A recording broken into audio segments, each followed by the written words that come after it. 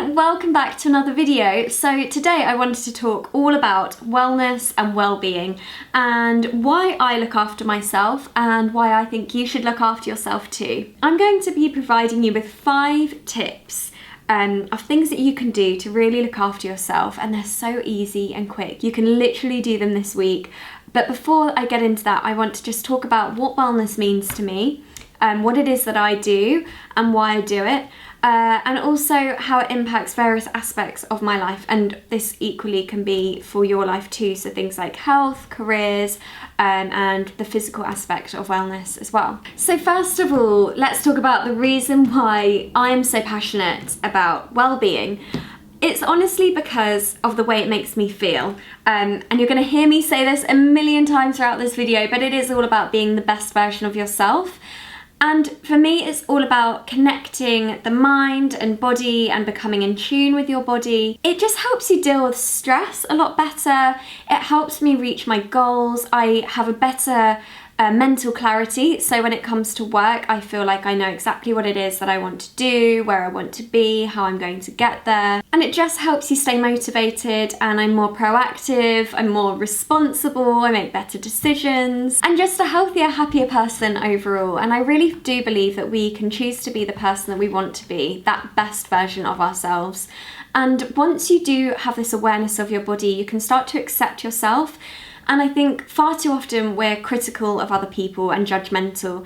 And I genuinely believe that that comes from insecurities of ourselves. So once we start to accept ourselves and we know who we are and we're comfortable and we're confident in our own skin, there's no need to then be critical of others unnecessarily. So we can become more open-minded and learn more about the world and listen to other people's beliefs and cultures and get to know other people's cultures without being so judgmental and closed-minded. And you may be thinking, actually, well, surely if you are looking after yourself so much and you're so self-obsessed, surely that makes you more selfish and closed-minded. But actually it does the opposite, because once you are comfortable and confident in your own skin and your body, that's when you can be more open and you can give more to the world. Then in terms of the physical aspect of well-being, because this obviously involves exercise, working out, just getting your body moving. For me, it is all about, strength and flexibility and cardiovascular endurance, those kind of things. But above all of that, it's all about making sure that my body is living to its full potential and moving to its full potential. And then I was thinking, actually, again this week, do we have prime years? So for example, I'm 26, mid-20s. Does that mean I'm in my prime years right now? And I thought, no, because there's no such thing as that. There's no reason why at any age we can be living to our full potential. So if we have that kind of mindset of every single year that we are alive, that is our prime, and we're going to do everything we can to make sure we are living to our full potential. That's it, there is no prime and you've passed it or you haven't got there yet. It's just a constant maintenance, I suppose, of making sure your body is happy, healthy and active. And then when it comes to the actual health aspect of your body, I think it's quite amazing how you can just become in tune with your body, and that's what wellness is all about, knowing what your body needs and just becoming very aware of it. So you can become aware of warning signs that your body is telling you. When you wake up and you're just like, don't feel quite myself today. And I think that is all about becoming in tune with your body. And this can be about your nutrition as well. Sometimes your body is just like craving for some vegetables and fruit and fresh food, and you need to listen to that when your body is telling you that. Also about activities. Sometimes, if you've been really lethargic for a week and you haven't really been doing much, you've just been chilling, sometimes your body is just like itching for you to get out there and get your body moving and go on a run or something. But equally so, sometimes you can overdo it and your body can just be exhausted and be telling you, please don't put me through another workout today. We need to rest and chill. And you need to listen to that. Really, really become in tune with what your body is telling you. And then also when I think about well-being, I think about career and work, because we obviously spend so much of our time working. And I think it is so important to enjoy what you're doing. And I know this is easier said than done for sure, but it's so important. I know that I am so lucky with what I do. I love what I do. and I, in a way, totally fell into it. So I'm so lucky, and I don't want to take that for granted and speak naively, I suppose. But with whatever career you choose to go down, I think it should be one that you're going to enjoy, because you never know, you might be doing this for the rest of your life. And it's never too late to change career paths. If you are desperately unhappy with what you do, it's not too late to change. But it's true that there are so many pressures around you, like, you know, friends that are going down a certain path, and maybe you feel like it's not quite right for you. You shouldn't feel like you have to do the same. I think it's so important, especially when you're young, to just do what your gut's telling you to do. So for me, the aim of wellness is to be a healthier, happier person, to in turn be more present and kind and giving to others. So in a weird way, we're being selfish to be selfless, if that makes any sense at all. So I am giving you permission to look after yourself. And you might be thinking there are so many obstacles in the way and it's impossible for you to start looking after yourself because you just don't have the time. Maybe you've got young kids at home. Maybe you're in a really difficult relationship with your partner, or even with your friends or family, and it's just a hard time. Maybe you have a really demanding job. Maybe you're studying and it's just really tricky to find time to look after yourself. And all of these are excuses not to look after yourself, but actually they're all reasons why you need to start looking after yourself. But don't worry, I have got this all sorted for you. I have got 5 really easy steps. I promise you can do them all this week. Number 1 is take 1 hour for yourself this week. Just 1 hour. It's that simple. This week, just find an hour aside to do whatever it is that you want to do that's going to make you happy. And I'm not talking about running those errands like going to the post office and doing your food shopping and going to the dry cleaners. Don't do any of that. Do what actually makes you happy. Even if it's just going to your favourite coffee shop and getting your favourite coffee, or if you're me, matcha latte, and taking it to the park and just having a nice walk with your coffee. Or it could be reading a book, or it could be doing your favourite exercise class. Whatever it is that's going to make you happy, just put that hour aside and do it. Number 2 is do something good. So you're doing something that benefits other people. So this could be donating clothes to a charity shop. It could be volunteering within your local community. Or it could even be something fun, like a fundraising event, like a bake sale. My friend Rosanna, actually, who is amazing, and she is so inspiring with what she does these amazing bake sales, and I just think it's the sweetest thing.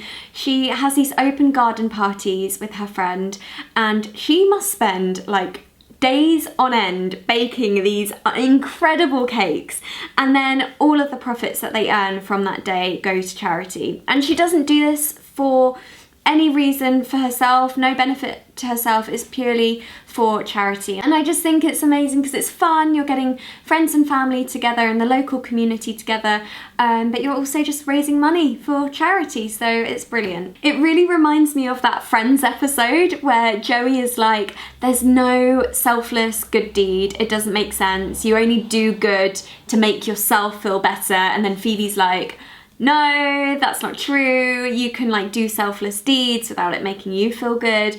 But actually I think Joey is right in that situation. I do think when you do good, it does make you feel good, but that's not a bad thing because you're still doing great things for other people and it's making yourself feel great. So it's a win-win. Number 3 is get active. This is the hard one, and I know this is the one where you're probably going to turn off the video right now, but don't, because it doesn't have to be that scary or daunting. Like, you can start off just by going for a nice long walk, and that's exercise because you're moving your body, and that's great. Then you can build it up to a run or trying out a fun exercise class with your friends. Or if you're already a gym bunny, great. Just keep doing what you're doing. I think it's brilliant. Just getting your body moving, it makes you feel so amazing afterwards. It's great for your body, but also great for your mind. So if you can this week, just get out there and get active. And it doesn't have to actually be getting out there, because that can be scary, like going to a gym that you're not familiar with. You can do like 15, 20-minute HIIT workouts at home. I use the body coach, Joe Wicks. He's got a brilliant YouTube channel.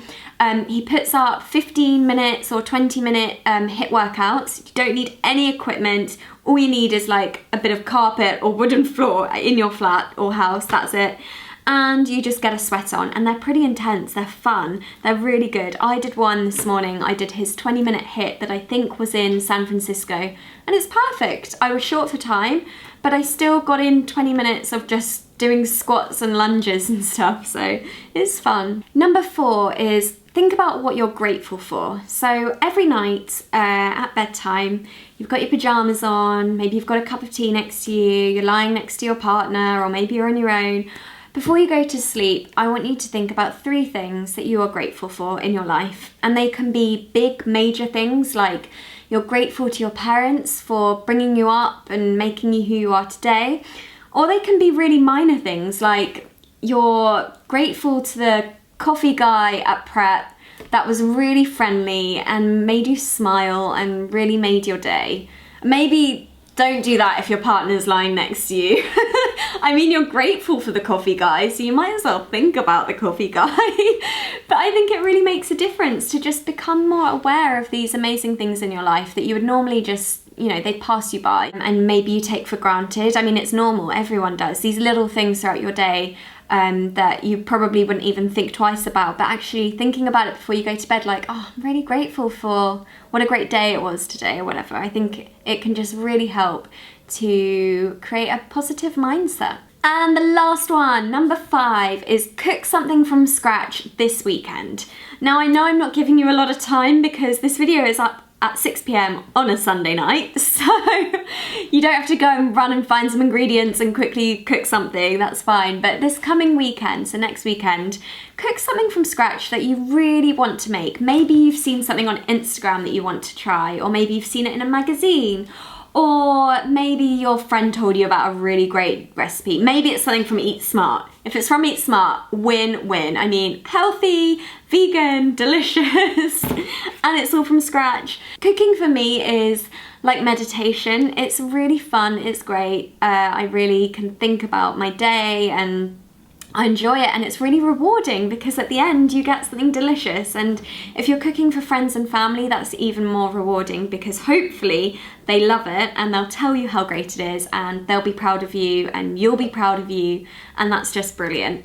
And cooking nutritious food just will make your body thank you and love you forever. So yeah, just cooking things from scratch is the best thing that you can do. So if you try it this weekend and put some time aside to cook something from scratch using fresh, wholesome ingredients, that will then hopefully be a stepping stone towards you cooking throughout the week more from scratch using these amazing ingredients. So give it a go and let me know how it turns out. Maybe it's a disaster, but you know, practice makes perfect. So that's it. They are my 5 things that you can try to start looking after yourself. And I told you they're not that scary, they're not that crazy, they're easy little things that you can do throughout the week. And I really do think they'll make a difference. Hopefully you'll notice the benefits after doing them. But let me know what you think of this video. I think everyone deserves to look after themselves and have a bit of me time. So I hope you enjoyed it, and I'll see you very soon. Bye.